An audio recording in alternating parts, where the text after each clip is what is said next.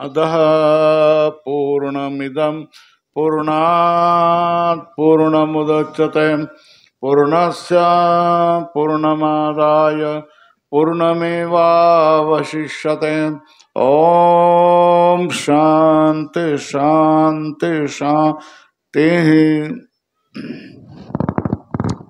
महाराष्ट्रातल्या परंपरेला, वारकरी संप्रदायाच्या परंपरेला ज्ञानेश्वर महाराज, तुकाराम महाराज, एकनाथ महाराज आणि नामदेव महाराज यांना आणि त्यांच्या पाठीमागून आलेल्या सगळ्या संतांना वंदन करतोय। आधुनिक काळामध्ये दादा महाराज, साखरे महाराज, जोग महाराज, रंगनाथ महाराज हे सगळे जे अधिकारी पुरुष झाले आहेत आणि त्यांनी महाराष्ट्राची भूमी वेदांताने फुलवलेली आहे, त्या सगळ्यांना मी वंदन करतोय। या व्यासपीठावर जे अधिकारी महापुरुष आहेत त्या महापुरुषांना मी वंदन करतो आहे। आज ह्या विठ्ठल रखुमाई मंदिराच्या प्राणप्रतिष्ठेचा प्रसंग आहे। त्या निमित्ताने आपण सतीश हरिभक्तपरायण सतीश महाराजाचे शुभचिंतक म्हणून आपण या ठिकाणी आलेलो आहोत। त्यांच्या पुढील कार्यासाठी शुभेच्छा देण्यासाठी आज या ठिकाणी जी काय आशीर्वचन आम्हा लोकांकडून तुम्ही मागतायत त्याच्यामध्ये शांती ब्रह्म भास्करगिरीजी महाराज, परम आदरणीय सर्वश्रेष्ठ जंगले महाराज, शास्त्रीजी महाराज यांनी सगळं सांगितलेलं आहे आणि माझ्यासाठी काहीही गोष्ट शिल्लक ठेवलेली नाही। उरलेली जी काही व्यावहारिक काही गोष्टींमध्ये कमतरता होती ती सगळी आमचं बळ, आमची छाया, आमचा सगळा सहाय्याचा आधाराचा हात अर्जुन महाराज, हरिभक्तपरायण अर्जुन महाराज लाड गुरुजी यांनी पुरी केलेली आहे। त्याच्यामुळे आता कुठलीही कसर राहिलेली नाही आहे। फक्त मी आता शेवटी जाता जाता थोडक्यामध्ये माझी काही इच्छा पूर्ण करणार आहोत, ती साधकांसाठी आहे आणि इतर सगळ्यांसाठीच आहे। मस्के महाराज इथे असतील तर ऐका, यांनी जंगले महाराज शास्त्रींनी सांगितल्याप्रमाणे देवळं बनतात, ह्याच्यापेक्षा हायफाय देवळं बनतात, खूप देवळं बनतात आणि ती देवळी बनवणारे सुद्धा खूप लोक असतात। त्यांच्यासारख्या आणि माझ्यासारख्या माणसाला ह्याच्यामध्ये काहीही महत्त्व नाही, कारण आमचा देव आमच्या हृदयामध्ये बसलेला आहे। त्याच्यामुळे बाहेरचा देव हा आमच्यासाठी नसतोच, मुळे आतही आहे बाहेरही आहे, डाव्या बाजूला आहे उजव्या बाजूला आहे वरही आहे आणि खाली आहे। हा आम्हाला आत्ताही ह्याचा काय होतोय अनुभव होतोय। त्याच्यामुळे बाहेरच्या या देवळ्या बिवळ्याचं महत्त्व आम्हाला नाही। पण लौकिक व्यवहारामध्ये सगळी जी परिस्थिती भीषण दिसते आहे, कलियुगाचा जी छाया पडलेली आहे सगळ्या लोकांवर आणि त्याच्यामध्ये लोक बिघडत आहेत, ते बिघडता बेहून कळवळा मात्र अवश्य येतो आणि त्या कळवळ्यावर काय उपाय करावा याचाही आम्ही लोक विचार करतो। त्याच्यामध्ये माझ्यासारख्या माणसाला जंगले महाराज शास्त्रींनी 40 वर्ष ही विद्यार्थ्यांना घडवण्याची सेवा केलेली आहे। ही घडवण्याची सेवा केलेली आहे ती माधुकरी मागून केलेली आहे आणि लोकांकडून एक पैसा फी न मागता पावत्या न फाडता केली आहे आणि ह्याच्यासाठी मी त्यांना लोटांगण घालतोय। त्यांच्याच वाटेवर आम्ही देखील चाललेलो आहोत। 20 वर्ष मी 20 नाही आणखी 10 वर्ष तिकडे, अशा त्याने 30 वर्ष विद्यार्थ्यांना घडवण्याचं मी प्रयत्न केलेला आहे। मला एकच मार्ग दिसतो, ते म्हणजे आपल्यासारखी माणसं तयार करणं, आपणाला जे सुख मिळालं ते दुसऱ्यांनाही देणं आणि ते आणखी लोकांना, अधिक लोकांना देणारी माणसं निर्माण करणं, हे माझ्यासारख्या माणसाला महत्त्वाचं वाटतंय देवळा बिवळापेक्षाही। त्याच्यामुळे मस्के महाराजांना, मस्के साहेबांना आणि त्यांची जी धर्मपत्नी आहे त्यांना मी विनंती करतोय, आणखी एक कार्य तुम्ही करा। देवळासाठी तुम्ही किती खर्च केलेले असाल मला माहीत नाही, पण अजून एक 5-6 लाख 9 लाख पर्यंत खर्च करा आणि इथे एक मोठा हॉल बांधा, ज्याच्यामध्ये कमीत कमी 100 विद्यार्थी राहू शकतील. किती? 100 विद्यार्थी राहू शकतील.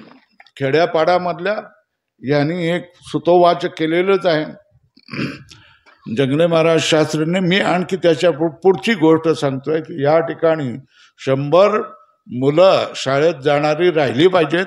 ते शाळेचंही शिक्षण घेतील आणि आपल्या देवाधर्माचा हरिपाठ, भगवद्गीता, भजन, काकडे या सगळ्या गोष्टी करतील.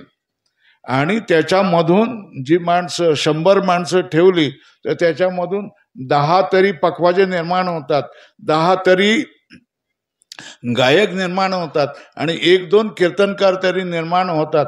मी माझी प्रतिज्ञा केली की 10 गुरुकुल निर्माण करायचे आणि त्याच्याशिवाय अगोदर मरायचं नाही. आणि हे माझा संकल्प ही माझी मंडळी जी पुढे बसली आहेत ही पूर्ण करणार आहेत. हात जोडून जंगले महाराजांना शास्त्रींनाही मी विनंती करतोय आणि भास्करगिरी महाराजांनाही मी विनंती करतोय. 12 चालू आहेत. 12 गुरुकुल केली आहे तर ती आणखी 25 गुरुकुल होऊ जाऊ द्यात अशी मी तुम्हाला प्रार्थना करतोय. कारण मला तर काय रस्ता दिसत नाही आहे धर्मप्रसाराचा. आणि कीर्तन करणारी मंडळी खूप आहे, प्रवचन करणारी मंडळी खूप आहेत आणि कथाही करणारी, वाद्य वाजून डमडम डमडम डॉल्बीवर वाजणारी कीर्तनकार मंडळी खूप आहे. पण माणसं घडवणारी माणसं फारच थोडी आहे. हे माणसं घडवणारी माणसं असतील तर 25 गुरुकुल अजून तुम्ही तयार करा. मी 10-12 गुरुकुल करतोय. भास्करगिरी महाराजांना म्हणतोय सगळा पैसा, येणारा पैसा या विद्यार्थ्यावर तुम्ही लावा, बाकी दुसरं काही करू नका. दुसऱ्या काही गोष्टी घडणाऱ्या आपोआप घडत राहतात. देणारा देत राहतो, घेणारा घेत राहतो. आपले संकल्प शुद्ध असलं पाहिजे आणि धर्मप्रसाराचं नेमकी कुठली जागा ही आपण ओळखून केली. माणसं घडवली तर माणसं घडतात. माणसं घडवण्यासाठी माणसं घडवणारी माणसं देखील सापडतात. माणसं घडवण्यासाठी त्यांना जीव घालणारी देखील माणसं निर्माण होतात. 40 वर्ष तुम्हाला माधुकरी मागून जगवलेली माणसं तुमच्या गावामध्ये आहेत.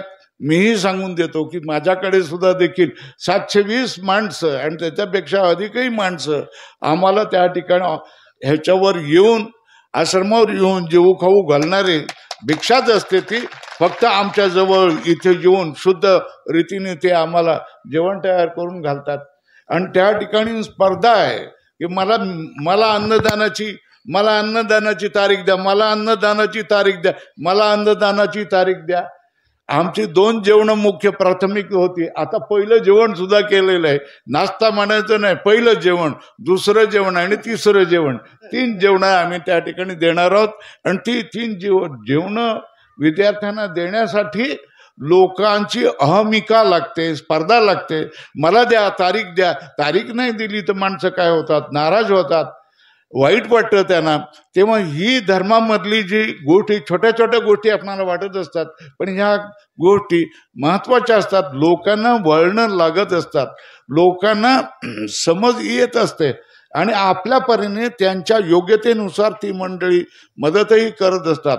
कोणीही चांगला संकल्प उभा केला आणि त्याला लोकांनी मदत केली नाही असं होत नाही, घडत नाही. एखादाच अपवाद असेल, कुठे आपलाच दोष असेल किंवा राजकीय परिस्थिती विपरीत असेल तरच अपयशी होतो. पण सर्वसाधारणपणे दटून बसणारा माणूस जो प्रामाणिक असेल, पूर्णपणे त्याला धर्माची कळकळ असेल आणि पारदर्शी असेल, लोकांचा सन्मान ठेवणारा असेल, देवाचा सन्मान ठेवणारा असेल, धार्मिक माणसाचा सन्मान ठेवणारा असेल तर लोक भरभरून तुमची काय करतात, सगळे संकल्प पूर्ण करतात.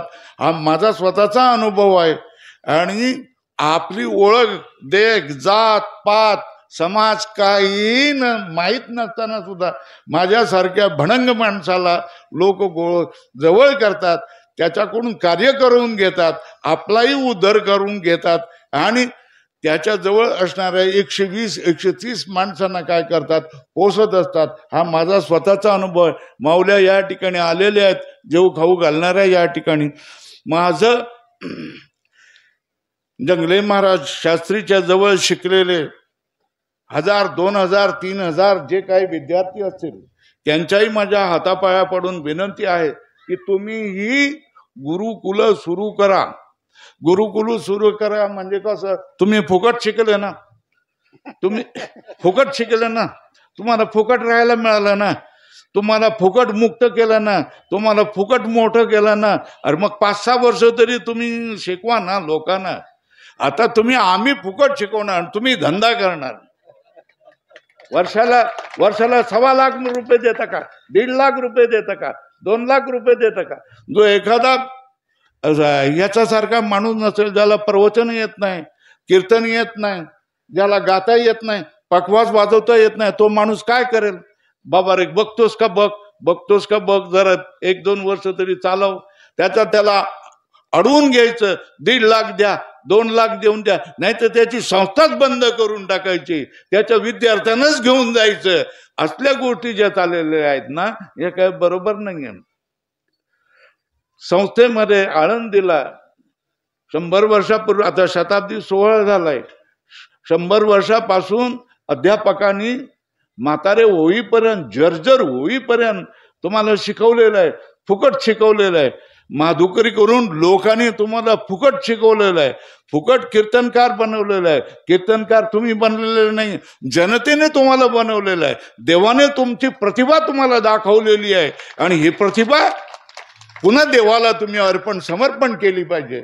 आणि ह्याच्यासाठी त्यागी तपस्वी कीर्तनकार महाराज झाले पाहिजेत. धंदेवाईक नको. एका कीर्तनाचे 20-20 हजार, 40-40 हजार रुपये, 30-30 हजार रुपये घेतात. लाज वाटली पाहिजे तुम्हाला. मला बोलू नका, तुम्ही परत बोलू नका मला. ज्ञानेश्वर महाराजांनी कीर्तनाचे किती पैसे घेतले? तुकाराम महाराजांनी कीर्तनाचे किती पैसे घेतले? नामदेव महाराजांनी किती पैसे घेतले? एकनाथ महाराजांनी किती पैसे घेतले? मामा दांडेकरांनी किती पैसे घेतले? जोग महाराजांनी किती पैसे घेतले? सांगा तर मला ना, किती पैसे, त्यावेळेला रेट काय होता तो तर मला सांगून द्या ना. कीर्तनाचा धंदा करू नका, पाप लागेल तुम्हाला. संप्रदायाचा नाश करणारे तुम्ही विनाशकारी लोक ठराल.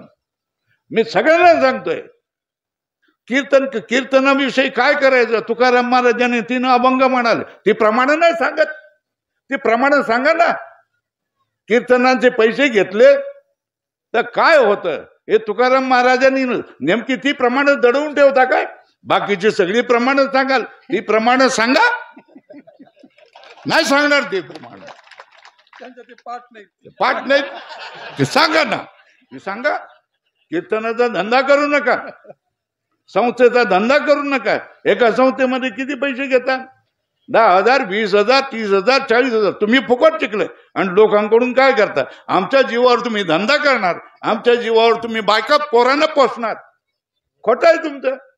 कसं नाही, काय नाही खरं. तुमच्याकडून काही काम होऊ शकणार नाही. तुम्ही आता तर मी बोलतोय, कळकळीने बोलतोय, हृदयापासून बोलतोय. तुम्ही काय करायला सज्ज व्हा की आम्ही देखील स्वामीजी सारखं, जंगले महाराज शास्त्री सारखं आम्ही देखील काम करू. अरे किती घडवलेले आहेत संस्थेने, किती वारकरी घडवलेले आहेत, महाराजांनी किती वारकरी घडवलेले आहेत, आमच्यासारख्याने किती घडवलेले आहेत. एवढे सगळे जर कामाला लागले तर अधर्म सगळा काय जाऊन पळून जाईल, पळून जाईल. पाप सगळं पळून जाईल. आम्ही कामाला लागले पाहिजे ना. आमच्या धर्म आम्ही जे शिकलो ते पोटापाण्यासाठी काय वापर करायचा का? आपल्या बायका पोरं पोसण्यासाठी काय वापर त्याचा करायचा? मग कशासाठी करायचा? धर्म आणि देवा धर्माचा प्रचार करण्यासाठीच करायचा. आणि तुम्ही लग्न करता, अरे परमार्थाच्या वर शिडीवर चढलेला आहेत आणि तुम्ही लग्न करताय. एकुलता एक मुलगा आहे, एकुलता एक मी मुलगा आहे, माझ्याशिवाय कसं होईल? माझ्या ह्याच्यामध्ये आई वडिलांच्या तोंडामध्ये पाणी कोण घालील? असले तरी जी भाषा करता आणि लग्न करता तुम्ही. तो एकुलता एक मुलगा आहे, याला सोडलं यांनी. आई बाप किती धन्य आहे ते, ज्याची आता आपण काय केलं, सत्कार केला. केवढं मोठं काळीज असलं पाहिजे सांगा, केवढं मोठं काळीज असलं पाहिजे की एकुलता एक मुलगा धर्माला देऊन टाकला. देता महाराजाचा मुलगा कधी महाराज बनतो का? नाही बनत. बनतो का? नाही बनत. वकिलाचा मुलगा वकील बनतो, शिक्षकाचा मुलगा शिक्षक बनतो, महाराजाचा मुलगा महाराज बनतो का? नाही. डॉक्टर, वकील, इंजिनियर तो बी बनून जातो. कसा काय बनून जातो? मग तुम्ही काय संस्कार केला? मुलावर तर तुम्ही संस्कार करू शकला नाहीत. स्वतःच्या मुलावर जर तुम्ही संस्कार करू शकला नाहीत, अहो किती वर्षाची अनेक पिढ्याची परंपरा बिघडवून टाकणारी मुलं पैदा झालेली आहेत. कोणाकडे? कीर्तनकाराकडे, प्रसिद्ध कीर्तनकारांकडे. नाही बाबा, रडली तो कीर्तनकार, रडला की माझं काय झालं, माझी सगळी परंपरा तू तोडून टाकलीस रे, नोकरी करायला लागलास, कीर्तन करत नाही, काय करता? तो कीर्तनकार रडला. रडून त्यांनी सांगितलं, संस्थेमध्ये पाठवलं, सगळीकडे पाठवलं, सगळीकडे नन्नाचा पाडा. बहिर्मुख लोक काय करू शकणार? आपल्या मुलांमध्ये जर आपण असं करू शकलो नाही तर दुसऱ्यांना आपण काय करू शकणार? तेव्हा सांगण्याचं कारण काय? तुम्ही बघा, तुमचा मुलगा, तुम्ही आमच्या पाया पडेल, मोठा सत्कार कराल, जे पाहिजे ते घ्या म्हणाल, पण आपला मुलगा महाराज वा वा असं म्हणाल का? नाही. आपला मुलगा वकील व्हायला पाहिजे, आपला मुलगा डॉक्टर व्हायला पाहिजे, इंजिनियर व्हायला पाहिजे, राजकारणी बनायला पाहिजे, DSP बनायला पाहिजे, असंच आहे ना? म्हणजे तुम्ही सगळं कार्य करा, माझी मुलं काय बोलतील? मोठी मोठी मोठी मोठी मोठी. अहो तुला मोठेपणा नाही आहे, तो खोकेपणा आहे. खोके आहेत, फुसकेपणा आहे तो, बाकी दुसरं काय नाही. मोठेपणा हेच आहे. देवाजवळ मोठे कोण आहेत? हीच मंडळी मोठी आहेत, दुसरे कोणी नाही आहेत. माझं म्हणणं तेच आहे, आपल्या मुलांना संस्कार करायला लावला. संस्कार करण्यासाठी गुरुकुल उभा राहा, वारकरी शिक्षण संस्था उभा राहा. जे लोक मोठ्या मोठ्या अधिकारी महापुरुषांकडे शिकलेले आहेत, त्यांनी लग्न न करता, बाकीचं काही धंदे न करता, व्यवसाय न करता, दुसरं न करता गुरुकुल काढा. त्याच्यासाठी भीक मागा, त्याच्यासाठी माधुकरी मागा, त्याच्यासाठी तुमच्या गाड्या, त्याच्यासाठी तुमची जी मोटरसायकल आहे या वापरा. स्वतः गावामध्ये जावा, घेऊन या टोपल्याच्या टोपल्या मागच्या बाजूला बांधून, आणि लोकांना खाऊ घाला आणि शिकवा. त्याच्यामधून तयार झालेली मुलं, त्यांना तुम्ही वेदांतही शिकवा. त्यांना बाकीच्या मुलांना साधे सुधे प्राथमिक गोष्टी, हरिपाठ, काकडा, हे सगळी घ्या. सतीश महाराजांना सुद्धा माझं सांगणं आहे, हे झालं पाहिजे. वारकऱ्यांचं चांगलं केंद्र निर्माण झालं पाहिजे. या ठिकाणी ज्ञानेश्वरीची पारायणं सुरू राहिली पाहिजेत. लोकांना सहभागी करून घ्या. या ठिकाणी हरिनाम सप्ताह झाला पाहिजे, लोकांना सहभागी करून घ्या. या ठिकाणी मार्गशीर्ष महिन्यामध्ये काकडा सुरू झालं, 1 महिन्याचं काकड्याचं अनुष्ठान झालं पाहिजे. जे वारकऱ्यांचे नियम आहेत, जे वारकरी संप्रदायामध्ये ज्या गोष्टी होत आहेत, त्या तुम्ही इथे चालवल्या पाहिजेत. नाही तर कसले तुम्ही ह भ अशी पदवी मिळत नाही फुकट. हे सगळं वारकऱ्यांचं करावं लागतं. भले दिंडीची आपली ताकद नसेल तरी हरकत नाही, या सगळ्या गोष्टी करू शकतात. याच्यामध्ये लोकांचा, महिलांचा, सगळ्यांचा सहभाग वाढू शकतो. तुमच्याशी ही मंडळी जोडली जाऊ शकतात आणि तुमची अमर कीर्ती होऊ शकते. किती काय होऊ शकते? तुमची अमर कीर्ती होऊ शकते. लोक उपकाराला जाणणारे असतात. मेल्यानंतर देखील तुमचे सोहळे करतील, तुमच्या नावाने सप्ते करतील, तुमच्या नावाने तुमच्या मूर्ती उभ्या करतील. तुम्ही नाही सांगितलं तरी तुमच्या नावाने तुमची देवळं देखील उभे करू शकतील. एवढे लोकांची प्रेम असतं तुमच्यावर. तुम्ही तुमचं कार्य केलं पाहिजे.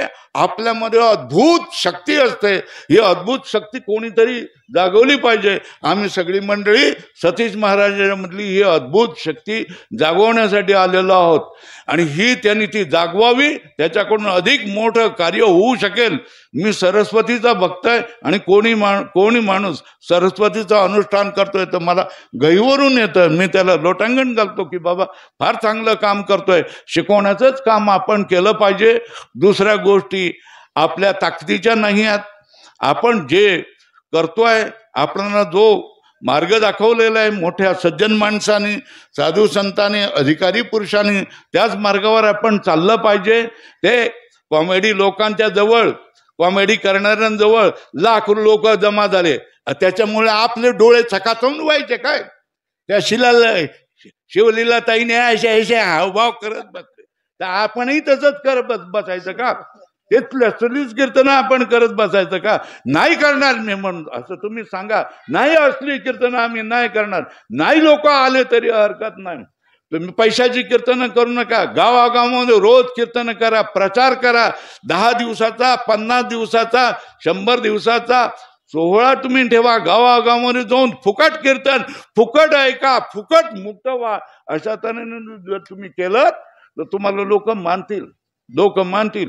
त्या तपस्येला काय या मान्यता नाही असं म्हणता काय?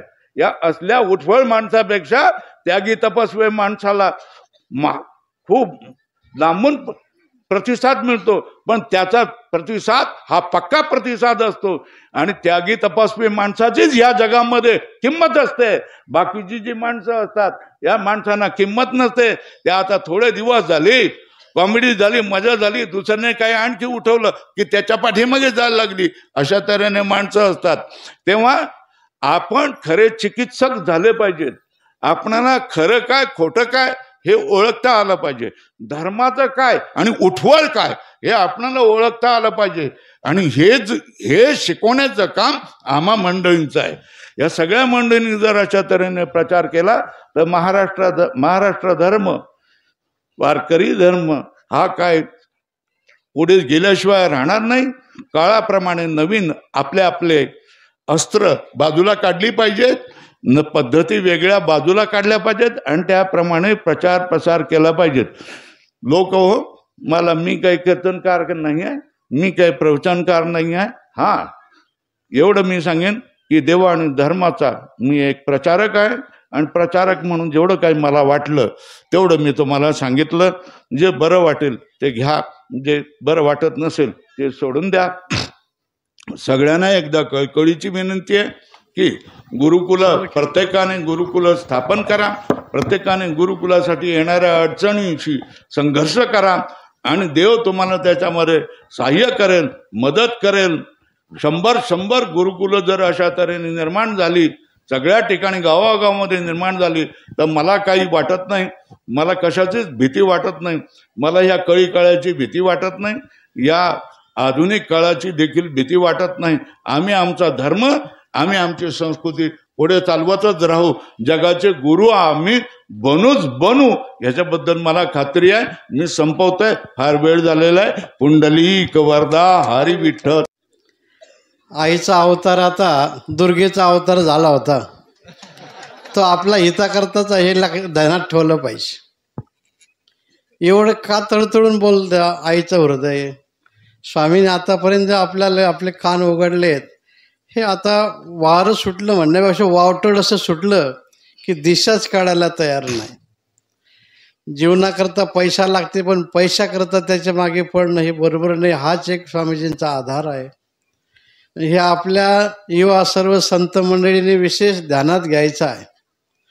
कथेला किती माणसं आहेत आणि कथा कशी रंगली याच्यापेक्षा आपण भगवत चिंतनात आणि समाजाला कसं एकरूप केलं हेच महत्त्व स्वामीजींनी आपल्याला पटवून दिलं. कथा कीर्तन याचा आपण आतून काही बाजार होऊ नये. आपल्याला कानमंत्र दिला स्वामीजींनी तर ते आपण लक्षात ठेवावं आणि सर्व समाजामध्ये हे सुविचार असेच फैलत राहावेत. स्वामींचा काळाचा खूप खूप खूप अतिशय तळमळीने आपल्याला सांगितलं. आई प्रेमाने हातही फिरवते आणि जर मनात आलं तर पाठीवर धबाकाही देते. दोन्ही काम केले स्वामीने, आपलं कौतुकही केलं आणि धबाकाही मारला. पण आईच्या धबाक्यामध्ये आपलं कल्याण आहे. तेव्हा पूजनीय स्वामीजींच्या शब्दात आपण कानापासून नुसतं मनापर्यंत नेऊ नका, तर मनामध्ये जिरून आपलं जीवन आपण जगत राहू, हीच आपण स्वामीजींना साक्ष देऊ.